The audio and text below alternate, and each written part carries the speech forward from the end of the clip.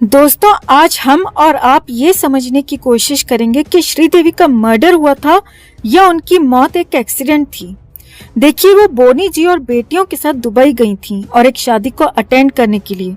कुछ दिनों तक ये सब उस शादी में बिजी रहे और फिर 24 फरवरी 2018 को बोनी जी अपनी बेटी के साथ मुंबई चले गए।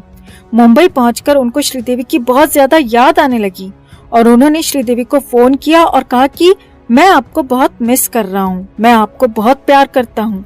और अचानक बोनी जी में 18-20 साल के लड़के की आत्मा घुस गई और उन्होंने डिसाइड किया कि वो सीधा दुबई जाएंगे, श्रीदेवी जी को बिना बताए और उनको सरप्राइज देंगे और उनको बताएंगे कि वो उनसे कितना प्यार करते हैं।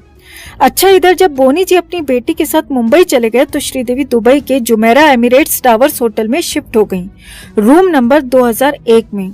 तो बोनी कपूर के मुताबिक वो होटल में पहुंचे 6:15 बजे शाम को और उन्होंने श्रीदेवी को सरप्राइज दिया और दोनों ने एक दूसरे को हग किया, किस किया और दोनों ने तकरीबन 15 मिनट तक बातें की।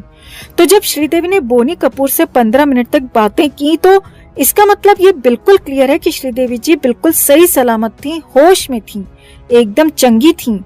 अब बोनी जी ने उनको कहा कि मैं आपको डिनर पर लेकर चलता हूँ, आप तैयार हो जाओ। श्रीदेवी बाथरूम में चली गई फ्रेश होने के लिए और बोनी जी क्रिकेट देखने में मस्त हो गए। और वो क्रिकेट देखने में इतने मस्त हो गए दोस्तों कि तकरीबन 1.25 घंटे तक उनको श्रीदेवी की याद ही नहीं आई।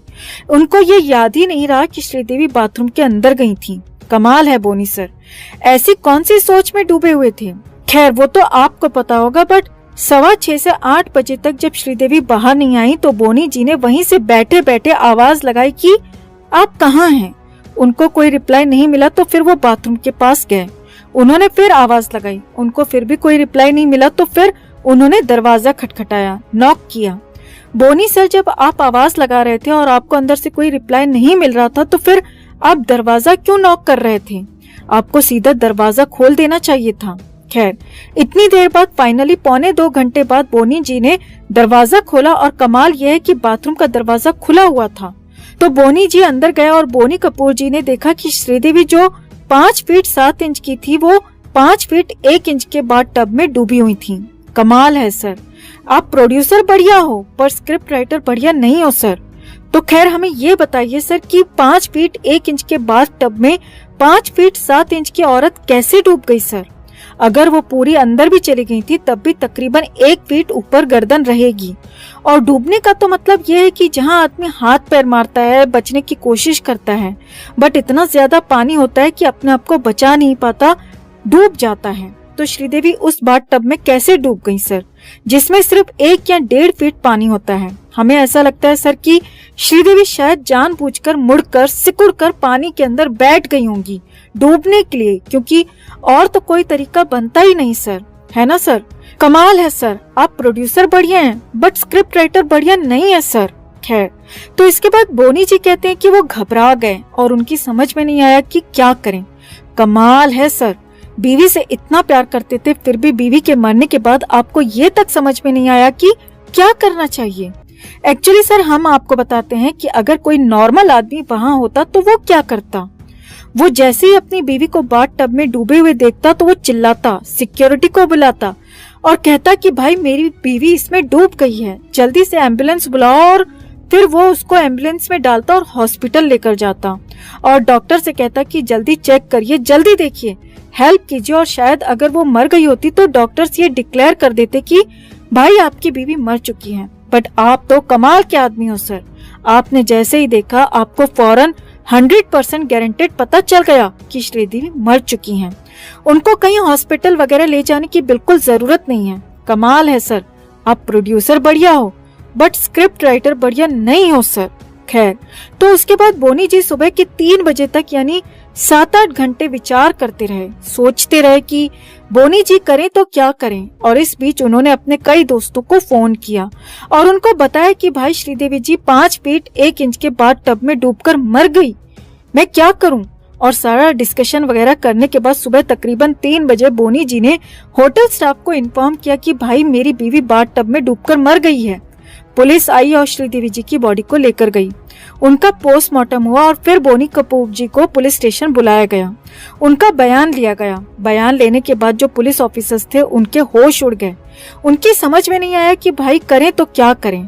हस्बैंड कह रहा है कि भाई मैं बाहर ही बैठा था, मेरी बीवी बिल्कुल भली चंगी थी, बाथरूम के अंदर गई थी और फिर 5 फीट 7 इंच हाइट की मेरी बीवी 5 फीट 1 इंच के बाद टब में डूबकर मर गई।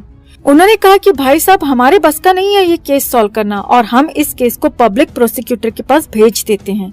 तो यानी कि हालात ऐसे बन गए थे कि शायद बोनी कपूर कभी इंडिया वापस नहीं आ पाएंगी। खैर बताया ये जाता है कि इंडिया से बहुत बड़े बड़े दुर्राम खान लोगों ने फोन किया और रिक्वेस्ट की कि इन भाई साहब को इंडिया वापस आने दीजिए और तब जाकर दुबई हुकूमत ने उनको परमिशन दी अपनी बीवी की बॉडी लेकर इंडिया जाने की। अनिल अंबानी का प्राइवेट प्लेन गया और उनको वापस इंडिया लेकर आया। अब इंडिया आने के बाद होना ये चाहिए था कानूनन के तहत कि श्रीदेवी का पोस्टमार्टम दोबारा होना चाहिए था, लेकिन बोनी कपूर ने वो नहीं होने दिया। क्यों नहीं होने दिया सर? क्या प्रॉब्लम थी सर? जब एक दफा दुबई में पोस्टमार्टम हो चुका था तो अगर इंडिया में भी हो जाता तो क्या प्रॉब्लम हो जाती सर? कुछ डर था क्या सर? खैर, तो बिना पोस्टमार्टम किए ही कानून का उल्लंघन करके श्रीदेवी का अंतिम कार्यक्रम कर दिया गया। अब आप लोग ये दीप्ति जी का फोटो देखिए बोनी कपूर और श्रीदेवी जी के साथ। ये श्रीदेवी जी की बहुत बड़ी फैन है और इन्होंने सुप्रीम कोर्ट में केस डाला हुआ है कि श्रीदेवी का मर्डर हुआ है। दीप्ति जी ने कुछ पेपर्स भी सुप्रीम कोर्ट में सबमिट किए हैं, आप जरा उनको भी देख लीजिए। दीप्ति के मुताबिक ये report ministry of health Dubai की है और इसमें क्या लिखा है जरा गौर से पढ़ लीजिए, आपको पता चल जाएगा कि श्रीदेवी के साथ क्या हुआ था। ये रिपोर्ट दीप्ति ने सुप्रीम कोर्ट में भी सबमिट की है। अब इस केस की जो सबसे खास बात है दोस्तों वो हम आपको बताते हैं। श्रीदेवी की एक इंश्योरेंस पॉलिसी थी 240 करोड़ की और उस इंश्योरेंस के पैसे बोनी कपूर साहब को तभी मिल सकते थे अगर श्रीदेवी दुबई में या गल्फ में कहीं मरे। और बोनी जी का तो आपको पता ही है कि वो जिंदगी भर कर्ज में डूबे रहे हैं। जब सहारा श्री का कर्जा उनके ऊपर था तो सहारा श्री जेल पहुंच गए और जब उन्होंने कहा कि भाई मुझे पैसे चाहिए तो बोनी कपूर जी के पास चले गए।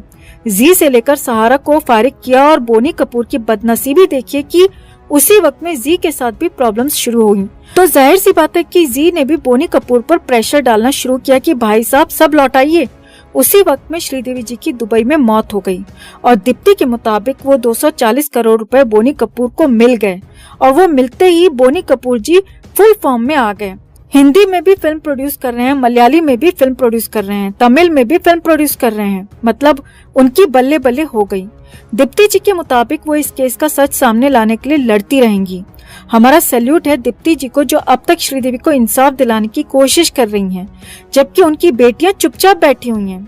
खैर दोस्तों, अब आप ये डिसाइड करिए कि श्रीदेवी का मर्डर हुआ था या उनकी एक्सीडेंटल मौत थी। हमने आपको सब कुछ बता दिया है जो दीप्ति जी अपने केस में कह रही हैं। आप भी अपनी बात कमेंट में जरूर रखिए। वीडियो को लाइक और शेयर कर अपना प्यार और सपोर्ट भी जरूर दिखाइए। चैनल को सब्सक्राइब कर चैनल के साथ जुड़कर हमारी आवाज बनिए।